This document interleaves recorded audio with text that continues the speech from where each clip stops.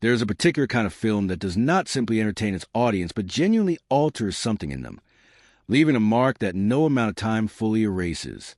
The Texas Chain Saw Massacre is that kind of film. Released in 1974 on a budget that would barely cover a modern music video, it arrived without warning and without precedent, and the horror genre has never quite recovered from the impact. What most people believe they know about this film, the gore, the true story, the raw, unbearable tension, turns out to be only a fraction of what was actually happening behind the camera. The real story of how this film was made is stranger, more desperate, and in many ways more fascinating than anything that ended up on screen. These are 25 secrets that have been hiding in plain sight for decades, and some of them will fundamentally change the way you remember watching it. The first and perhaps most disorienting truth about this film is that the violence most people are certain they witnessed was never actually shown. Ask anyone who has seen the Texas Chain Saw Massacre to describe the gore, and they will almost always describe images that do not exist in the film. Despite carrying one of the most brutal reputations in cinema history, the movie contains remarkably little explicit violence. What the filmmakers understood instinctively and with genuine sophistication was that the human imagination is a far more effective horror engine than anything a camera can directly capture. The editing was constructed to suggest the worst at precisely the moment the frame looked away. The sound design filled the silence with mechanical and visceral noise that convinced viewers their eyes had registered something they never actually saw. The meat hook sequence is the most famous example of this technique. Audiences have been describing graphic imagery from that scene for 50 years. The camera never showed it. That collective false memory is the film's most extraordinary achievement, and it cost nothing to produce. The opening claim that the film was based on true events is one of the most effective pieces of horror marketing ever conceived, and it was built on a foundation that was considerably more complicated than it appeared. In 1974, those opening words landed with genuine weight. Audiences had no particular reason to question them, and every scene that followed felt like a document rather than a fiction. The reality was that while the film drew loose inspiration from the real crimes of Ed Gaye, a Wisconsin man whose disturbing act had shocked America in the 1950s, there was no Texas case, no actual massacre, and no factual basis for specific events depicted. The setting, the characters, and the story were invented. Gaye provided a dark foundation, and the filmmakers built an entirely fictional nightmare upon it. Director Tobe Hooper and co-writer Kim Henkel made a calculated decision to frame their invention as fact because they understood something essential about fear. Dread that attaches itself to the real world operates on a completely different level than dread that remains safely contained within the boundaries of fiction. That single opening claim transformed the atmosphere of everything that followed. Hidden in plain sight on the original film's title card is a detail that has confused and fascinated fans for decades. The title, as it appeared in 1974, was written as two separate words, chainsaw, not the single compound word that most modern audiences associate with the franchise. It is a small distinction, but one that carries genuine historical weight. The two-word version appeared consistently across the original credits and early promotional materials, and as sequels and spin-offs arrived in the years that followed, the branding gradually and quietly shifted toward the single-word form without any formal announcement. Whether the original spelling was a deliberate stylistic decision or simply a product of the era remains a matter of debate among dedicated horror historians. What is certain is that the two-word form has become one of the most beloved pieces of trivia surrounding the original, marking a clear and meaningful dividing line between the 1974 film and the commercial franchise that eventually grew around it. The origin of the weapon that defined an entire subgenre of horror did not emerge from a screenplay session or a production meeting. It came from a moment of frustration inside a crowded department store. Tobe Hooper was moving to a store during a busy shopping period, hemmed in by crowds on all sides, when his eyes landed on a display of chainsaws. In that uncomfortable, claustrophobic moment, a dark thought formed his mind about how such a tool might theoretically clear a path through a packed space. He later recalled that fleeting, unsettling mental image, and rather than dismissing it the way most people would, he filed away. That accidental inspiration eventually made its way to the screen and gave the film a symbol powerful enough to define a genre. The chainsaw was not chosen because it was the most practical horror weapon or because it had precedent in similar films. It was chosen because an ordinary moment of human frustration sparked a genuinely disturbing idea in a director who was paying close enough attention to recognize it. What separated the tension of the chainsaw scenes from almost anything else in horror cinema at the time was not editing or camera work or performance. It was the fact that the chainsaw being used during production was a genuine, functional tool, not a modified prop, not a theatrical approximation, but a working piece of industrial equipment. The crew made certain adjustments, removing components, so the chain would not always run at full speed, but certain scenes were filmed with a chainsaw in a genuinely operational state. Cast members did not need to summon fear from their imagination. What they were reacting to was, at least in part, real. That physical truth filtered directly into the performances in ways that no amount of direction could have replicated. Actors move with the urgency that comes from genuine instinct rather than rehearsed choreography. It was a decision that modern productions would almost certainly never permit, and it gave the film an authenticity that audiences could feel even without knowing the reason why. Behind the striking cinematography that has influenced horror filmmakers for half a century stood a 23-year-old with almost no feature film experience. Daniel Pearl was hired after Tobe Hooper noticed his energetic and distinctive work on a public safety film, which was not the most conventional path to one of the most important horror productions of the decade. Much of the wider crew shared a similar profile.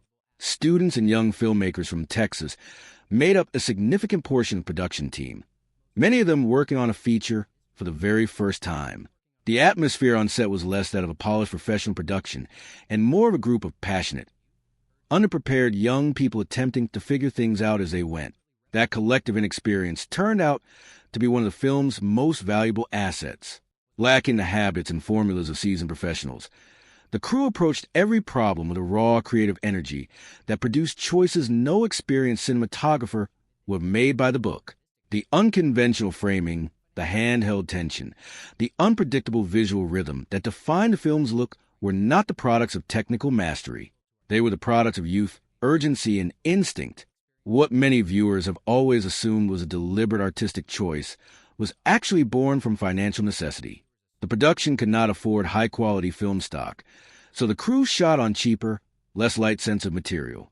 To compensate, they relied heavily on bright Texas sunlight and harsh direct lighting to achieve workable exposures. The result was a washed-out, overexposed visual quality that went on to define the film's entire aesthetic. That blistering sunlight became more than a workaround. It became the movie's visual signature. Horror films of the era typically leaned into darkness and shadow, but this one burned with harsh midday light that offered no comfort and no place to hide. The profound irony is that cinematographers and filmmakers have since studied and deliberately replicated that look. What was forced upon production by its tiny budget became an aesthetic template for an entire style of raw, realistic horror. The visual language of the film, overlit, grainy, and unpolished, convinced audiences they were watching something closer to a real event than a carefully crafted piece of cinema. Few sets in horror history have felt as genuinely disturbing as the farmhouse interior, and that was not an accident of atmosphere or camera placement. Production designer Robert A. Burns drew direct inspiration from photographs of Ed Gein's real home when designing the environment. Gaye had filled his property with deeply unsettling objects, and Burns studied those images closely and used them as a blueprint. The bones, the strange furniture, the decayed textures, and the unsettling arrangements that filled the farmhouse were not randomly selected for shock value. Each element was carefully chosen to echo the documented reality that Burns had researched. The goal was not to design a Hollywood horror set, but to recreate the atmosphere of a real crime scene, a place where the line between decoration and evidence had completely collapsed. Audiences and critics noted that the house felt less like a film set and more like a location that actually existed somewhere, which was precisely the effect Burns was working toward. His research transformed an ordinary rural building into one of cinema's most iconic and disturbing locations. Some of the film's most atmospheric and memorable moments were never planned. They were discovered by accident in the middle of a shoot. During filming near one of the locations, dust kicked up by a passing vehicle drifted into the beam of a headlight, and cinematographer Daniel Pearl happened to be watching when the particles caught the light. The visual effects stopped him immediately. What he saw was eerie, dreamlike, and completely unlike anything production had designed. Pearl recognized the potential and began intentionally recreating the effect for subsequent shots, positioning light sources, and introducing dust into the frame to produce that hazy, floating quality on demand. Those dust-filled light beams appear at several key moments throughout the film and contribute significantly to its dreamlike, disorienting atmosphere. They give certain scenes a quality that feels suspended between reality and nightmare. That accidental discovery cost nothing and became priceless. A reminder that some of the most memorable elements in cinema are not engineered in the studio, but stumbled upon by someone paying close enough attention to recognize something extraordinary in something entirely ordinary. It sounds like the kind of detail invented after the fact to make a production seem more disturbing than it actually was. But it is entirely true. Many of the skeletal remains visible throughout the film were not plastic props purchased from a theatrical supplier. They were real human bones. And the reason for that decision came down to something as unglamorous as basic budget management. At the time of filming, sourcing genuine skeletons from medical or scientific suppliers was actually less expensive than purchasing high-quality theatrical prop alternatives. The filmmakers made a purely practical decision based on what their limited finances would allow. The effect on the overall atmosphere was significant in ways that are difficult to fully quantify. Prop skeletons of the era had a manufactured quality that experienced eyes could detect, a certain smoothness and uniformity that read as artificial on camera. Real bones carried a density, texture, and visual weight that no prop department budget could replicate, whether audiences consciously registered the difference or not. Those authentic details contributed powerfully to the feeling that something genuinely wrong had taken place in the world the film was building. There is a particular quality to the fear visible on screen throughout this film that cannot be entirely attributed to acting ability. Tobe Hooper made a series of deliberate choices during production to ensure that his cast was not simply performing distress, but genuinely experiencing versions of it. Certain performers were isolated from fellow cast members for extended periods before emotionally intense scenes. Others were pushed through repeated takes long past the point when material had become routine, ensuring that exhaustion and frustration fed directly into their on-screen reactions. Hooper understood that the camera has a way of detecting the difference between manufactured emotion and the real thing. Many performers later described the filming experience as one of the most physically and emotionally draining of their careers. The line between performance and genuine distress had been deliberately blurred, and for some, the effects lingered well after production wrapped. What audiences interpret as extraordinary acting is, in many moments, something considerably closer to an authentic human response captured on film. The most unsettling close-up shots in the film were not captured during principal photography. They were added in a separate session that took place after the main shoot had already wrapped. When the editing process revealed that certain screaming sequences needed an additional layer of intensity, actress Marilyn Burns returned specifically to have extreme close-ups of her eyes filmed. The shots were pushed to near microscopic levels of detail, filling the frame with nothing but wide, terrified eyes, stripped of all surrounding context, and cut precisely into the right moments. These inserts created a visceral jolt that explicit imagery alone could never have achieved because they bypassed the audience's rational defenses entirely. A close-up of a human eye communicates panic at a biological level, triggering a response before the brain has time to fully process what it is seeing. By embedding these shots into the film's most intense sequences, the editors transformed already frightening material into something genuinely overwhelming. It remains a masterclass in using the simplest possible tool to produce the most powerful possible effect. One of the film's strangest behind-the-scenes stories begins not on a set, but on an ordinary stretch of Texas road. Art director Robert A. Burns was traveling near one of the filming locations when he came across a freshly killed armadillo lying at the roadside. For most people, the discovery would have meant nothing. For Burns, it represented an unexpected creative opportunity that he had no intention of passing up. With no prior knowledge of the process, he reportedly acquired a basic instructional text and taught himself the fundamentals of taxidermy from scratch. The result, however imperfect, was functional enough for the camera. The preserved armadillo ended up in the film's opening roadside sequence, adding another layer of strange, unsettling texture to those early scenes. It is the kind of detail that most viewers never consciously register, but that contributes to the overall atmosphere of authenticity the production was working so hard to build. Burns' willingness to improvise an entirely new skill simply because an opportunity presented itself captures something essential about how this film was made. Through resourcefulness, curiosity, and an instinctive refusal to let any good material go to waste. Before becoming a recognizable face in American television, one actor contributed to this film in a way that most of his later fans would never suspect.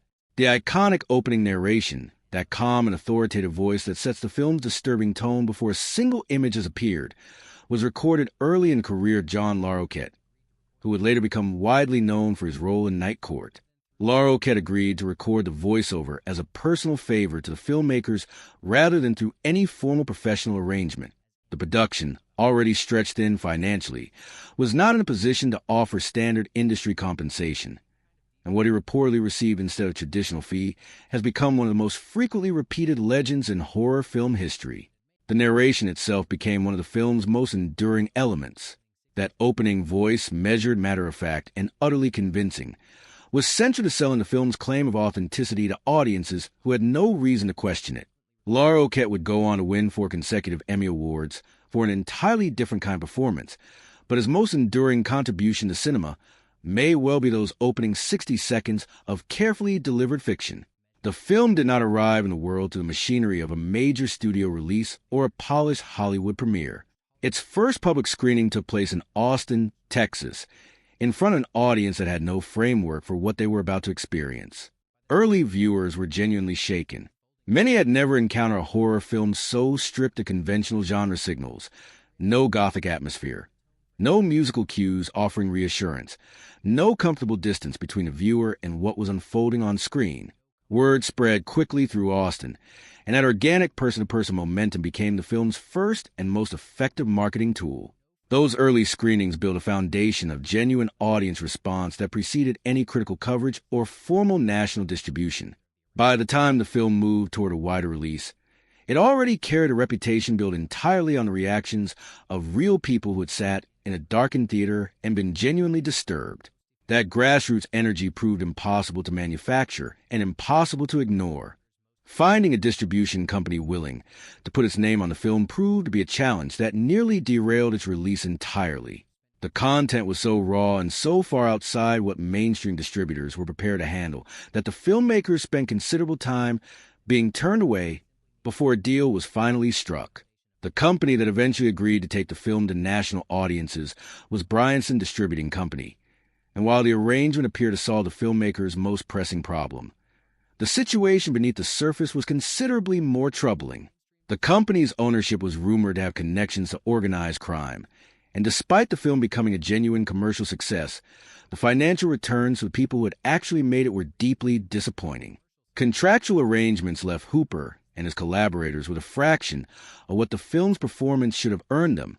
It remains one of the most frustrating chapters in the film's history, a cautionary tale about the dangers of signing away creative work without adequate legal protection, and a reminder that commercial success and financial reward are not always the same thing.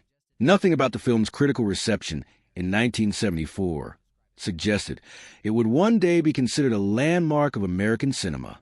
When reviewers encountered it for the first time, many responded not with analysis but with alarm.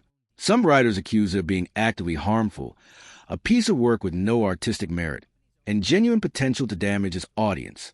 Censorship boards in multiple countries agreed, banning the film outright or imposing restrictions that prevented it from reaching mainstream theaters.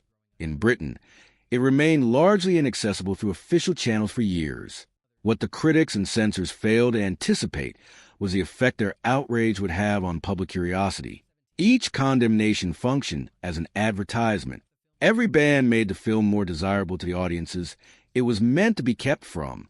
By trying to suppress it, its opponents inadvertently guaranteed that the Texas Chain Saw Massacre would be sought out, talked about, and remembered far longer than almost anything they approved of.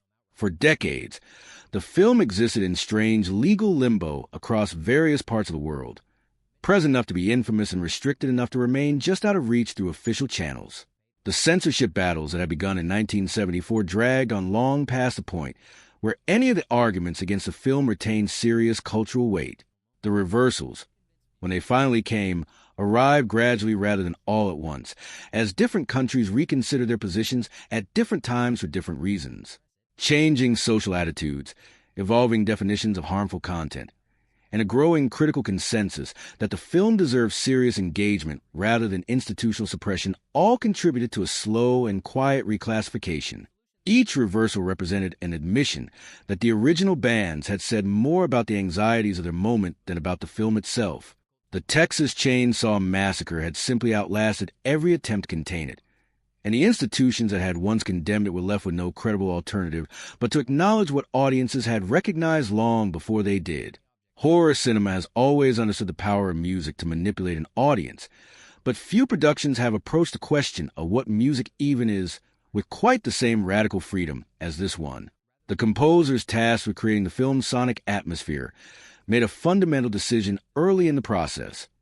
Conventional instruments were not going to produce the sounds they were after. Metal sheets were struck, scraped, and manipulated to produce tones that sat uncomfortably between music and industrial noise. Toy percussion instruments were incorporated alongside household objects that had never been intended to make music at all. The resulting recordings occupied a strange space that resisted easy categorization. Too rhythmic to dismiss as pure noise, too unsettling to function as conventional background music. A traditional score tells an audience how to feel and when to feel it, providing emotional signposts that offer comfort even in frightening moments. This soundtrack refused to do any of that, deepening the film's atmosphere of wrongness with a constant, low-level signal to the nervous system that the normal rules did not apply here. For years, one of the most distinctive film scores of the 1970s existed in a frustrating half-presence. Audible to anyone who watched the film, but completely inaccessible as a standalone listening experience. The original master recordings had effectively disappeared from circulation, leaving fans and archivists with no way to engage with the music outside the film itself. The reasons behind the disappearance were less dramatic than the outcome suggested. The chaos of a low-budget independent production, combined with complicated legal and financial disputes that followed the film's release, created conditions in which materials were stored carelessly, ownership became unclear, and master tapes simply fell through the cracks. When the original recordings were eventually rediscovered in an archive, the response from the horror community was considerable. Restoration work followed, and the score was ultimately released for audiences to experience on its own terms for the first time. Hearing it separated from the images revealed just how much independent work it had been doing all along, and how much of the film's atmosphere lived in those strange, unsettling sounds. The farmhouse interior has disturbed audiences through a screen for half a century, but for the cast and crew who worked inside it, the experience involved a dimension that no viewer has ever been able to fully appreciate. The bones, animal remains, and organic materials that Robert A. Burns had so carefully arranged throughout the set were entirely real, and under the blazing Texas summer heat combined with the additional warmth generated by film lighting, those materials produced an environment that was almost physically unbearable. Multiple cast and crew members described the smell as overwhelming, a thick and pervasive presence that no amount of ventilation could adequately address. Shooting schedules that might have been manageable in a clean environment became endurance tests.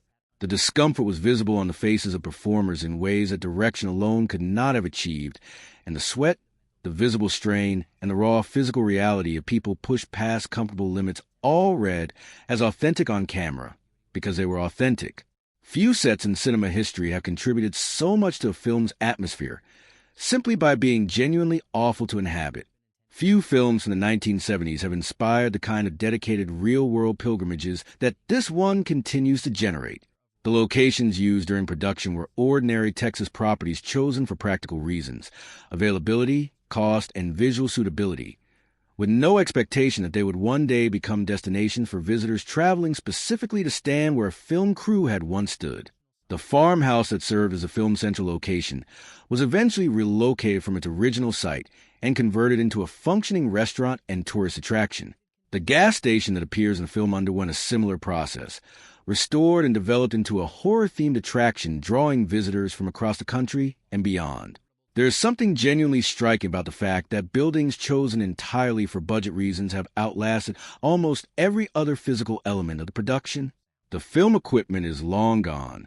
The original sets have been cleared, but the locations remain, altered and repurposed yet still recognizable, standing as an unusual monument to what a small and desperate production can leave permanently embedded in the physical world. The distance between the reception that greeted this film in 1974 and the institutional recognition it eventually received is one of the most dramatic reversals in American cinema history. A production condemned, banned, and dismissed as culturally dangerous now sits formally acknowledged as a work of enduring national significance, having been added to the United States National Film Registry. Selection for the registry requires a determination that a work is culturally, historically, or aesthetically significant, criteria that the film's original critics would have found laughable when applied to something they consider harmful content with no redeeming value. Critical reassessment followed a similar arc. Scholars and filmmakers who examined the film closely found a work of considerable craft and genuine intention beneath the raw surface, one that had something serious to say about rural isolation, economic anxiety, and the fragility of the social structures ordinary people rely on for safety. What had been dismissed as exploitation revealed itself, under sustained attention, as a film genuinely worthy of the serious study it received. Half a century after it first shocked audiences into disbelief, the Texas Chain Saw Massacre stands as proof that limitation, desperation, and raw creative instinct can produce something more enduring than any amount of money or technical polish. A 23-year-old cinematographer, a director with a disturbing idea born in a department store, real bones on a decaying set, a cast pushed to genuine exhaustion, a score built from metal sheets and household objects, and a distributor with ties to organized crime. None of it was supposed to work. All of it did, and audiences have never forgotten it. The techniques born from budget constraints became templates. The accidents became signatures. The decisions made under pressure became the subject of serious academic study. Horror cinema did not simply absorb this film. It was fundamentally redirected by it, and the echoes of that redirection can still be heard in virtually every serious horror production made in the 50 years since.